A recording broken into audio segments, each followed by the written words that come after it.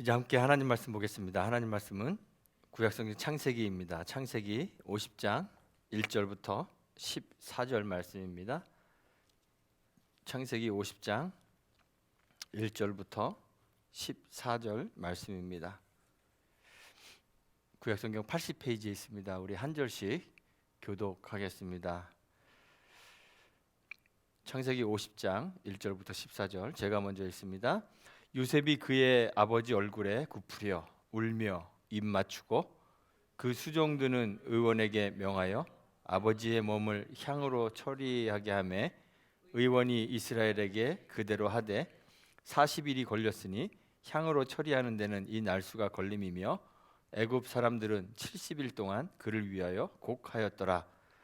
곡하는 기간이 지나매 요셉이 바로의 궁에 말하여 이르되 내가 너희에게 은혜를 입었으면 원하건대 바로의 귀에 아뢰기를 우리 아버지가 나로 맹세하게 하여 이르되 내가 죽거든 가나안 땅에 내가 파놓은 묘실에 나를 장사하라 하였나니 나로 올라가서 아버지를 장사하게 하소서 내가 다시 오리이다 하라 하였더니 바로가 이르되 그가 내게 시킨 맹세대로 올라가서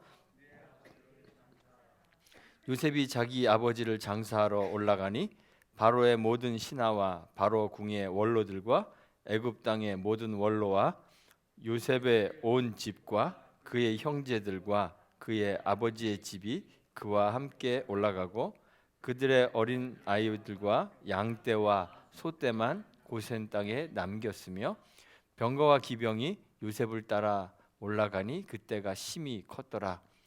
그들이 요단강 건너편 아닷 타작 마당에 이르러 거기서 크게 울고 애통하며 요셉이 아버지를 위하여 7일 동안 애곡하더니 그 땅 거민 가나안 백성들이 아닷 마당의 애통을 보고 이르되 이는 애굽 사람의 큰 애통이라 하였으므로 그 땅 이름을 아벨 미스라임이라 하였으니 곧 요단강 건너편이더라. 야곱의 아들들이 아버지가 그들에게 명한 대로 그를 위해 따라 그를 가나안 땅으로 메어다가 마므레 앞 막벨라 밭 굴에 장사하였으니 이는 아브라함이 헷 족속 에브론에게 밭과 함께 사서 매장지를 삼은 곳이더라. 요셉이 아버지를 장사한 후에 자기 형제와 호상꾼과 함께 애굽으로 돌아왔더라. 아멘.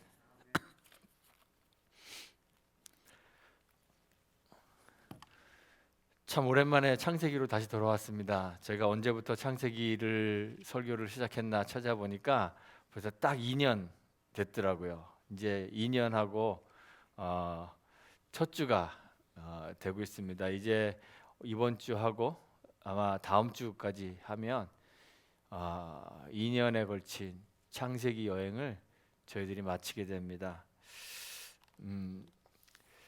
하나님께서 당신의 구원 계획을 이루시기 위해서 아브라함이라는 사람을 선택하셨습니다. 그리고 아브라함을 부르시고 세상 사람들과는 구별되게 하시고 그의 그 언약을 아브라함과 함께 맺으셔서 아브라함이 하나님의 언약 백성 되게 하셨습니다. 그를 통해서 하나님의 백성이 하늘의 별과 같이 그리고 땅의 바다에 모래와 같이 번성하게 하는 그런 하나님 나라를 만들어 가시겠다 이렇게 약속해 주셨습니다. 이 약속이 아브라함에 대해 성취가 되었을까요? 성취가 되지는 않았죠. 약속으로 받았습니다. 그래서 그 아브라함과 맺었던 그 약속이 이제 그의 자손들에게 계속 전달이 됩니다. 이삭을 통해서 야곱을 통해서 이어집니다. 아브라함에게는 두 아들이 있었습니다. 후에 이제 다른 아들들도 더 낳았지만 대표적으로 두 아들이 있었습니다. 첫째가 장남이 아내 하갈에게서부터 얻은 이스마엘입니다. 그리고 차남이 자기의 본 아내인 사라에게서부터 얻은 이삭입니다.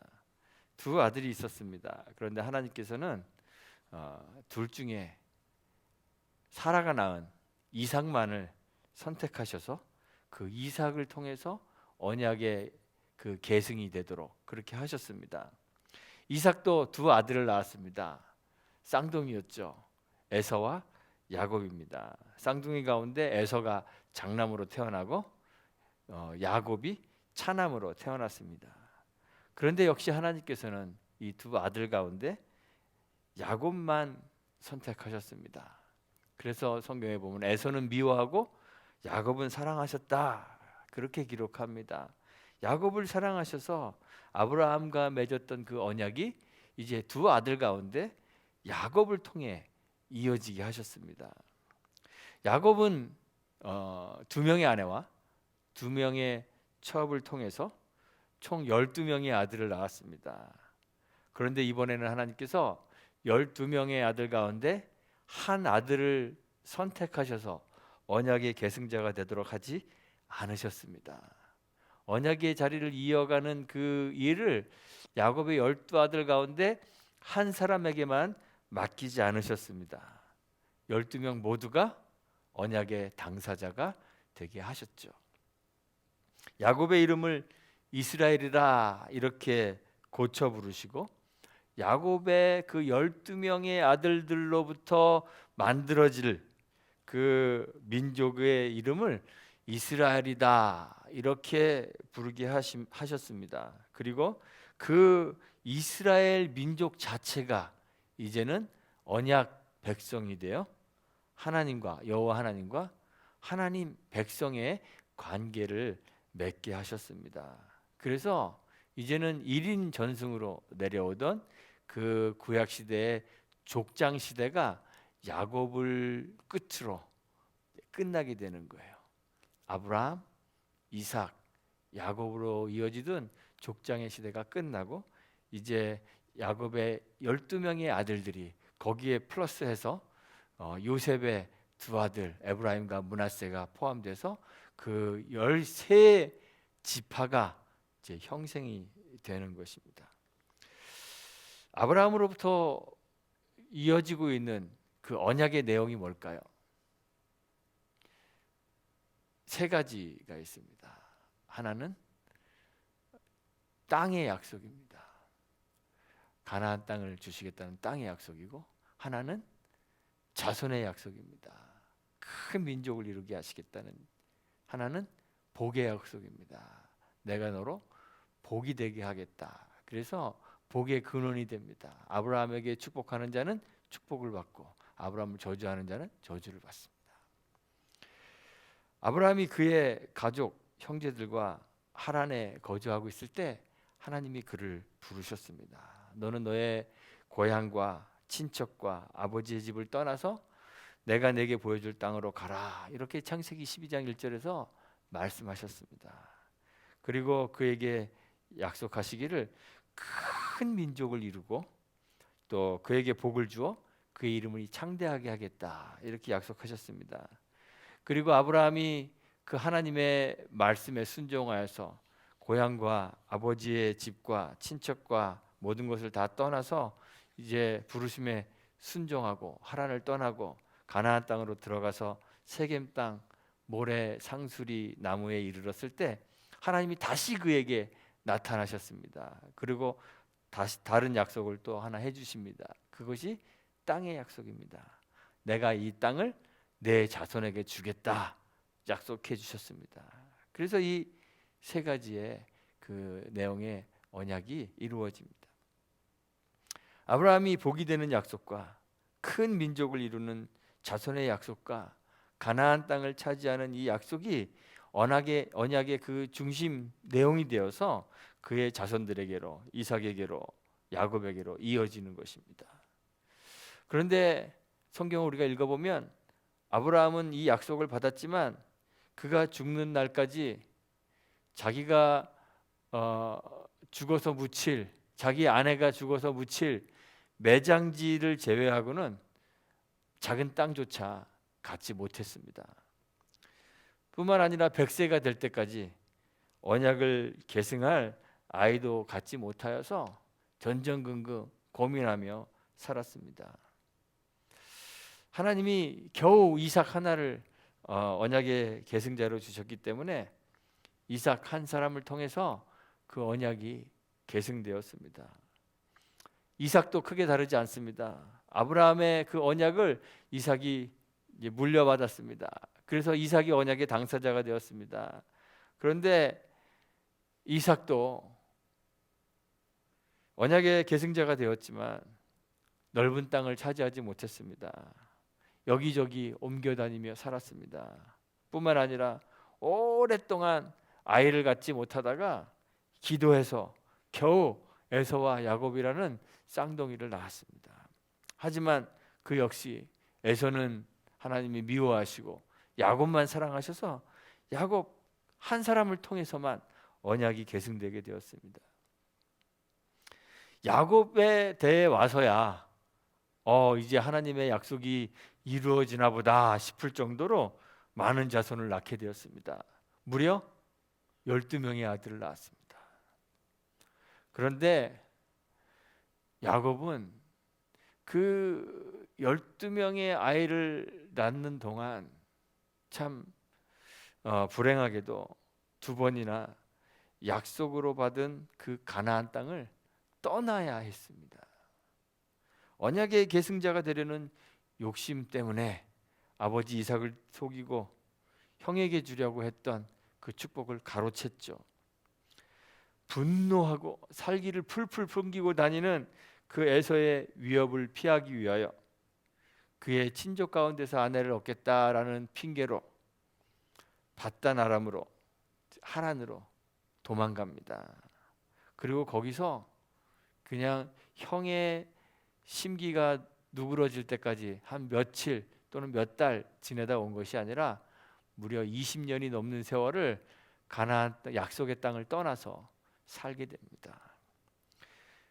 하나님이 주시는 그 아브라함과 그의 자손에게 주어진 그 약속, 그 땅을 얻어내기 위해서 아버지를 속이고 축복을 가로챘는데 아이러니하게도 그것 때문에 그 약속의 땅을 떠나야 하는 거예요. 12명의 아이를 얻기는 했지만 오랜 세월을 자기가 그렇게 소유하려고 했던 욕심을 내었던 그 약속의 땅인 가나안 밖에서 지내야 했던 것이죠.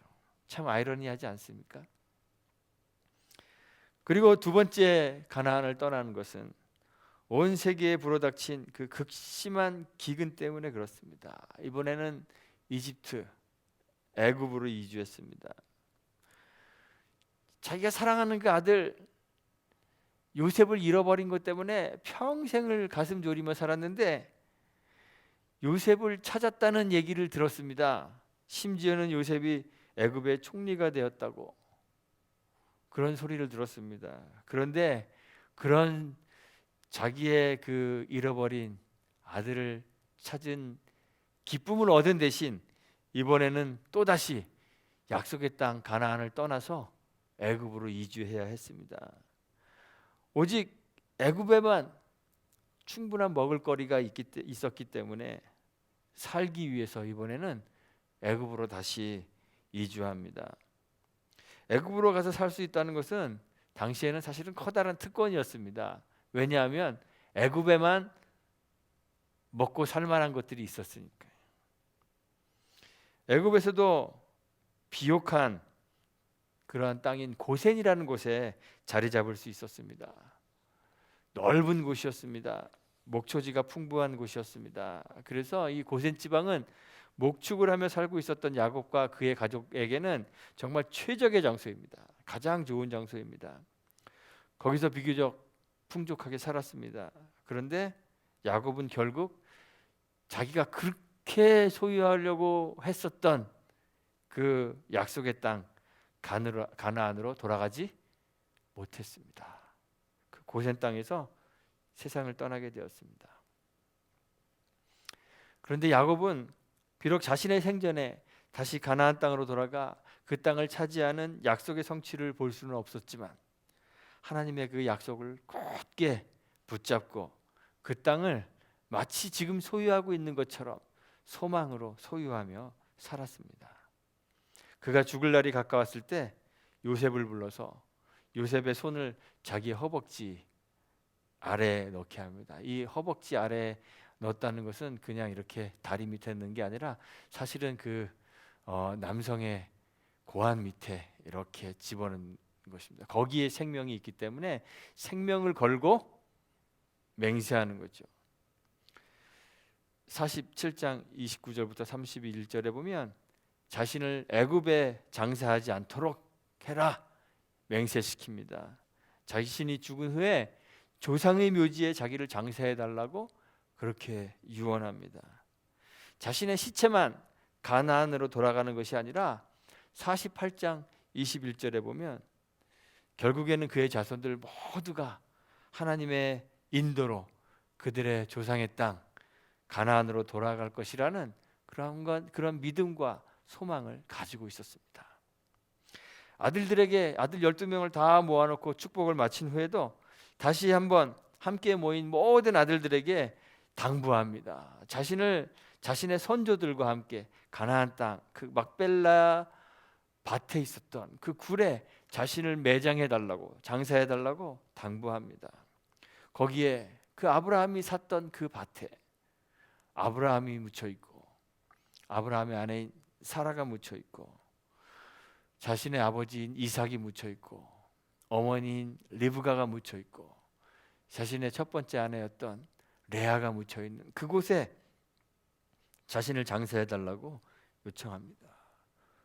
야곱은 어쩔 수 없이 약속의 땅을 떠나서 살 수밖에 없었지만 그것을 소망하며 그 소망으로 그 땅을 소유하며 살았던 것이죠. 사실 그들이 살고 있었던 고센이라는 곳은 정말 가나안 땅과는 비교도 할 수 없을 정도로 살기 좋은 곳입니다. 넓은 곳이었고 광대하여서 그들이 번성하여서 큰 민족을 이루고도 살 수 있는 그러한 곳이었습니다. 우리가 가나안 땅을 젖과 꿀이 흐르는 땅으로 부릅니다. 그래서 가나안에 저도 아직 성지순례를 못해서 가나안 땅에 가보지 못했는데 가나안 지역에 가보지 못한 사람들은 젖과 꿀이 흐르는 땅이라는 그 이름 때문에 이 묘사 때문에 가나안을 아주 이상적인 그러한 복지로 또 농사가 잘 되고 기름지고 비옥한 그러한 땅으로 생각하기 쉽습니다. 저도 그렇게 생각했었습니다. 그런데 실제로 가나안 땅은 비옥한 곳이 아닙니다. 농사를 하기에 좋은 곳이 아닙니다. 농사를 하고도 풍족한 그 농작물을 거두어 들일 수 있는 그런 이상적인 장소가 아닙니다. 유다 땅에는 산지가 많습니다. 광야가 많습니다. 돌 바위로 되어 있는 산지가 많다 그럽니다. 산지와 광야가 많은 척박한 곳입니다. 농사할 수도 없고 이동도 불편하고 살기가 좋지 않은 그러한 곳입니다. 그런데 그에 비해서 애굽은 정말 풍족한 곳입니다. 애굽에도 물론 광활한 사막이 넓게 펼쳐져 있습니다. 그런데 애굽은 남과 북을 가로질러서 흐르고 있는 나일강이 있습니다. 이 나일강이 그 이집트의 젖줄의 역할을 합니다. 총 길이가 무려 저 밑에 케냐부터 올라오는 그 길이가 6,000km 이상 되는 그러한 풍부한 나일강이 있어서 그 나일강 주변에 풍부한 물을 공급해 줍니다. 그리고 나일강이 흘러가면서 끌고 내려온 그 퇴적물들을 비옥한 퇴적물들을 지중해로 들어가는 그 나일강 하류에다 쌓아 놓습니다. 그래서 나일강 하류에는 우리가 고등학교 때 사회 시간에 배웠던 비옥한 삼각주가 형성이 됩니다. 전 세계에 있는 삼각주들 가운데서 가장 넓고 비옥한 삼각주가 바로 나일강 하류에 있는 그 삼각주입니다.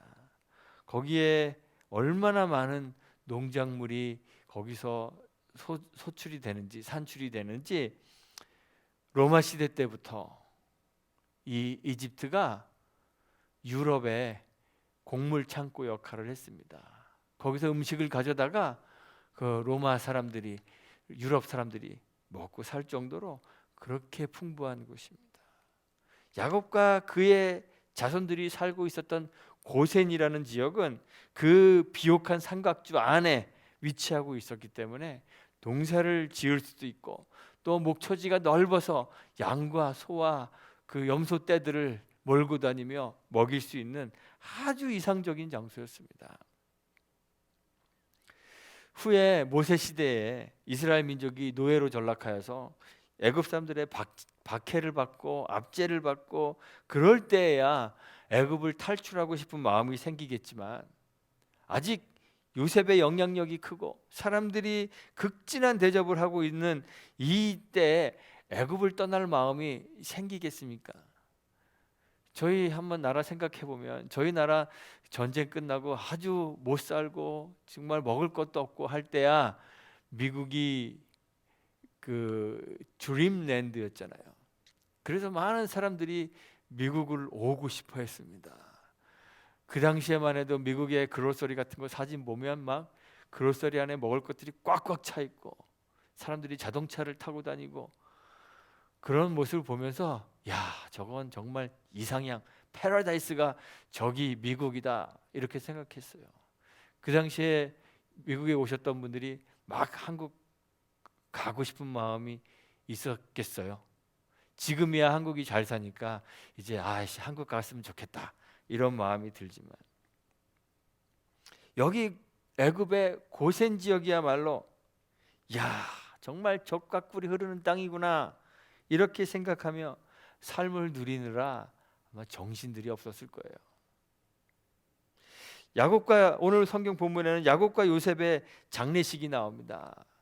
오늘 50장 1절부터 14절을 읽었는데 50장 맨 마지막에 보면 요셉의 장례식도 나와요. 야곱과 요셉이 죽었을 때 그 시체를 향으로 처리했다고 그렇게 기록하고 있습니다.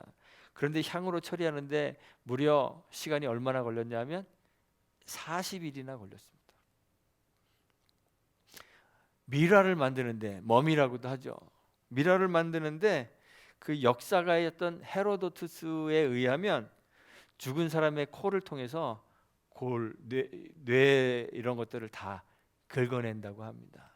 그리고 그 코를 통해서 그 긁어낸 그 뇌 안에 몰약과 향을 채워 넣습니다. 그 몰약이 지금 영어로 하면 머르잖아요. 그래서 그 머라는 단어에서 미라라는 그러한 단어가 나온 것 같아요. 그래서 원래는 포르투갈어에서 미라라고 쓰고 있기 때문에 미라라 그랬다고 합니다. 그래서 그 단어에서 머라는 단어에서 미라, 멈이라는 단어가 나옵니다. 몰약이 당시에 엄청 비싼 향료인데 그 몰약을 몸 안에 채워 넣는 겁니다. 배를 가르고 배 안에 그 장기들을 다 꺼낸 후에 다시 그 안에 또 그 몰약을 채워 넣습니다. 그리고 갈라낸 자리를 꿰맵니다. 꿰맨 그 시신을 천연 탄산소다로 씻습니다. 그리고 그 온몸에 다시 고무 진액을 바릅니다. 그리고 세마포로 다시 그 시체를 싸서 정성스럽게 만들어 놓은 관 안에 집어넣습니다. 이렇게 향을 처리하는데 꽤 많은 시간이 걸려요. 그래서 오늘 성경에 보니까 그렇게 하는데 40일이 걸렸다 그럽니다. 요셉의 장례식도 따로 묘사되어 있지는 않지만 향을 채웠다는 것으로 봐서 40일가량의 이런 과정들을 통해서 그 몰약을 몸에 채워 넣는 거예요. 그리고 애굽 사람들이 70일간을 애곡을 합니다. 애굽의 그 왕이나 귀족들이 받는 그런 대우를 받는 거예요. 요셉도 보면 그의 사후에 몸에 향을 채워 넣었으니까 아마 이런 대접들을 받았을 거예요. 야곱을 장사하러 올라가는 것은 더 장관입니다. 야곱을 장사하기 위하여 가나안으로 올라갈 때 바로의 모든 신하들, 바로의 궁의 원로들, 애굽 땅의 모든 원로들, 병거와 기병이 요셉을 따라서 그 야곱의 장래 행렬을 따라서 올라갔다 그래요. 요단강 건너편에 이르러서, 요단강 건너편이 어딘지 정확하게 알 수는 없습니다. 그런데 그 타작마당에 이르러서는 크게 울고 애통하는 것을 7일간 했다 그래요. 또다시 7일 동안 애곡을 합니다. 가나안에 살고 있는 사람들이 이런 모습을 보고 나서는 너무 웅장하고 그 장관이고, 그래서 그 모습을 애굽 사람의 큰 고통, 아벨 미스라임이라고 그렇게 불렀습니다. 왕에 준하는 그러한 대우를 받고 장례를 치르는 거예요. 야곱과 그의 가족들이 애굽에서 어떻게 취급받고 있었는지를 알 수 있는 거예요. 귀족으로 대우받고 비옥하고 넓은 광활한 대지에서 풍요를 누리고 살고 있었던 거죠. 그런데 그렇게 살면서도 야곱은 애굽의 고센 땅을 젖과 꿀이 흐르는 약속의 땅으로 생각하지 않았습니다. 황량하고 척박하지만 하나님의 약속이 있는 그 가나안 땅을 바라보는 삶을 살았습니다. 그래서 죽어 시체가 되어서라도 가야 하는 곳, 그의 자손들이 반드시 가야 할 곳, 그것으로 알고 소망하며 살았던 거죠. 5절에 보면 요셉이 가나안으로 가서 야곱을 장사할 수 있도록 허락해 달라고 바로에게 청원하는 내용이 나옵니다. 그런데 그 내용 가운데 나로 올라가서 아버지를 장사하게 하소서, 그렇게 청원하는 내용이 나오는데 거기에 올라가서라는 표현을 씁니다. 이 올라가다라는 그 단어는 히브리어로는 알라라는 단어입니다. 이 알라라는 이 올라가는 것이 이 애굽의 야곱의 장래를 다루고 있는 이 이야기의 아주 중심적인 그런 내용입니다. 가나안으로 올라가는 것, 그것이 이 이야기의 중심입니다. 히브리어로 알라라는 이 단어는 출애굽기 1장 10절에 보면 애굽 사람들이 이스라엘 백성들이 막 번성하는 것을 두려워하면서 이렇게 말합니다. 자, 우리가 그들에게 대하여 지혜롭게 하자. 두렵건대 그들이 더 많게 되면 전쟁이 일어날 때 우리 대적과 합하여 우리와 싸우고 이 땅에서 나갈까 하노라. 이 나갈까, 나간다라는 이 단어가 이 알라입니다. 원래는 go up, 올라가다, 이런 뜻입니다. 이 문장에서 나간다 하는 이 단어가 사용되는데 이 단어가 출애굽기에 상당히 많이 사용돼요. 출애굽을 언급할 때 항상 이 알라라는 단어가 사용되어집니다.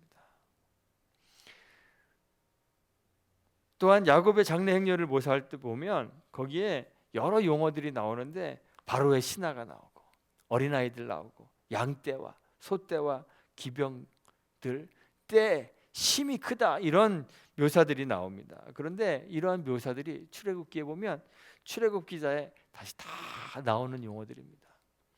야곱의 그 장래 의식을 보면 마치 출애굽을 하는 것 같은 그러한 느낌을 받을 수 있도록 성경이 기록하고 있는 거예요. 10절에 보면 요단강 건너편 아닷 타작마당이 나오는데 정확한 위치를 알 수 없지만 많은 학자들이 그 요단강 건너편이라는 것을 요단강 동편으로 생각합니다. 야곱의 그 장례를 따라갔던 애굽의 수행원들이 7일 동안 애곡하고 더 이상 따라가지 않은 걸 보면 요단강 동편에 있었던 것이 아닌가, 이렇게 생각합니다. 그렇다면 야곱의 장례 행렬이 지나간 그 길이 사실은 사해 남단에서부터 동편으로 해서 요단강 쪽으로 올라간 것이죠. 이 길이 바로 후에 400년 후에 이스라엘 백성들이 출애굽을 했던 그 경로입니다. 이렇게 야곱은 이집트 안에서 그 비옥한 땅에서 풍요를 누리고 기적과 같은 대우를 받으며 부족함 없이 살고 있었지만, 그러면서도 애굽 땅을 자신의 영구한 처소로 여기지 않고 오히려 척박하고 메마른 땅이지만 하나님의 약속이 있는 그 가나안 땅을 기다리며 소망하며 살았던 것이죠. 그의 죽음과 그의 장례 절차들이 보여주는 것은 후에 이스라엘 민족이 애굽을 떠나 가나안으로 다시 들어가게 될 것이며 하나님께서 아브라함에게 약속하신 대로 그 가나안 땅을 기업으로 주실 것이라는 그 믿음을 반영하는 거예요. 우리는 이 세상에 살고 있습니다. 이 세상에 살면서 이 세상에 너무 익숙해져 있어요. 마치 이 땅이 우리의 거할 영원한 처소인 것처럼 그렇게 생각하며 살아갈 때가 참 많습니다. 세상에 고통도 있고 슬픔도 있고 염려도 있지만 세상에는 우리를 즐겁게 하는 것들도 많이 있습니다. 우리의 쾌락적 욕구를 자극하는 것들이, 흥미로운 것들이 많이 있습니다. 세상 너무 좋아졌잖아요. 우리가 그러잖아요. 힘들면서도 세상 참 살기 좋아졌다. 우리의 손을 펼치기만 하면 금방 잡을 수 있을 것 같은 즐거움들이 세상에 널려져 있습니다. 세상이 얼마나 풍요로운지 정말 좋은 것들이 주변에 널려 있습니다. 사람들은 의학과 생명공학 같은 것, 그런 지식과 기술적 성취를 보면서 앞으로 이제 몇 년만 지나면 안 죽을 수도 있겠다, 이런 생각까지 합니다. 말도 안 되는 꿈이지만 막 그런 꿈을 꾸면서 사람들이 살아가요. 마치 여기가 젖과 꿀이 흐르는 땅 같아서 천년만년 세상껏 누리며 살면 좋겠다 생각하며 삶의 애착을 가지고 살아갑니다. 우리 신앙인들도 보면 이 삶의 애착이 얼마나 많아요. 바울과 같이 내가 죽어서 하나님과 주님과 함께 있는 것도 참 좋겠다, 이런 생각하는 사람들보다 어떻게 하면 안 죽을까, 삶의 애착을 가지고 살아가는 사람들이 참 많이 있습니다.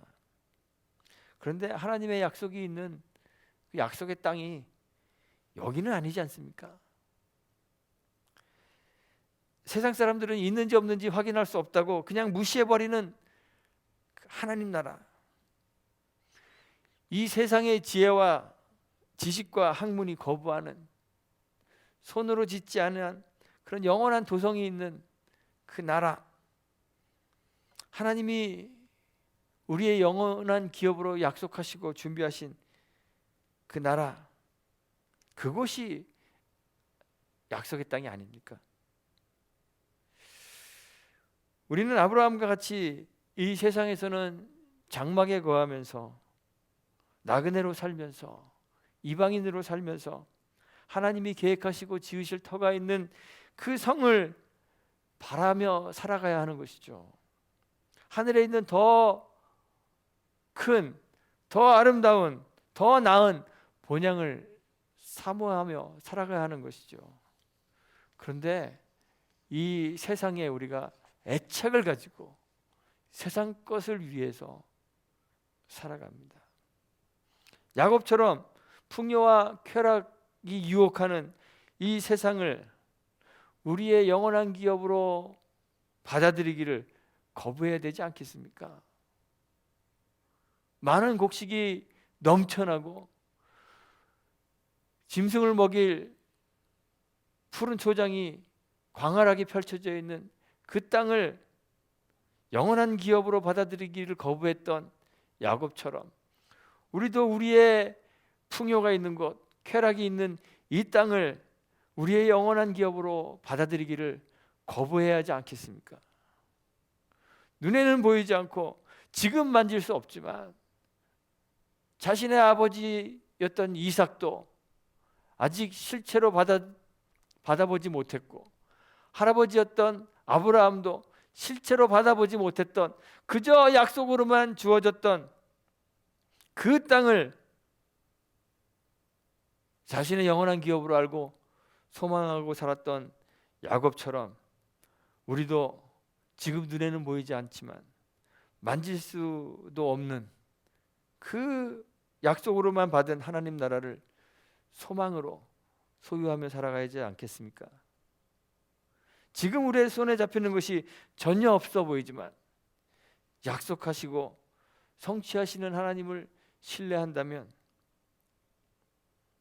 반드시 우리가 하나님 나라를 우리의 유업으로 받을 것을 확신하며 소망할 수 있지 않겠습니까? 야곱과 같이 소망으로 사는 사람들이 되었으면 좋겠습니다. 정말 힘들고 고통스러운 삶을 살며 비록 지금은 가나안 땅, 약속의 땅 밖에 거할 수밖에 없는 그러한 운명이지만 그 땅을 자신의 영원한 기업으로 생각하지 않으며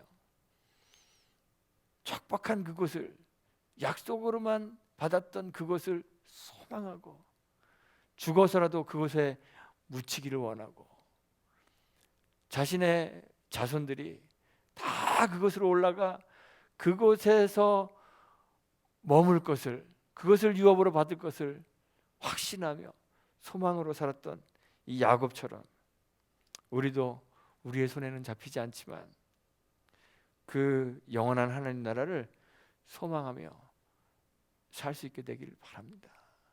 지금 우리를 즐겁게 하는 것들, 그것이 우리의 영원한 소유가 아님을 기억하십시오. 지금 있어야만 먹고 사는 것들이지만 그것 때문에 살고 있지 않음을 기억하십시오.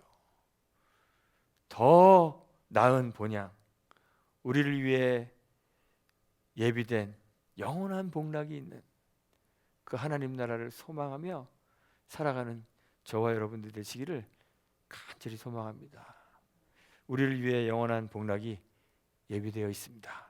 함께 기도하겠습니다. 하나님 감사합니다.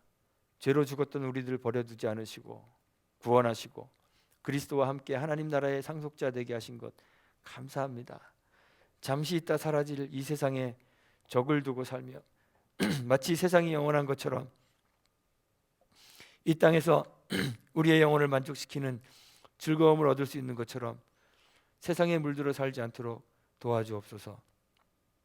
육체의 즐거움 때문에 이 세상을 영원한 복지로 젖과 꿀이 흐르는 땅으로 착각하지 않도록 도와주시고 눈에 보이지 않고 손에 잡히지 않지만 하나님이 약속하신 영원한 하나님 나라가 우리를 기다리고 있음을 확신하며 소망으로 그 나라를 소유하도록 인도하옵소서. 이 세상에 살지만 세상에 속하지 않고 하나님 나라에 속한 주의 백성으로 살 수 있도록 도와주시기를 바라며 예수님의 이름으로 기도합니다. 아멘.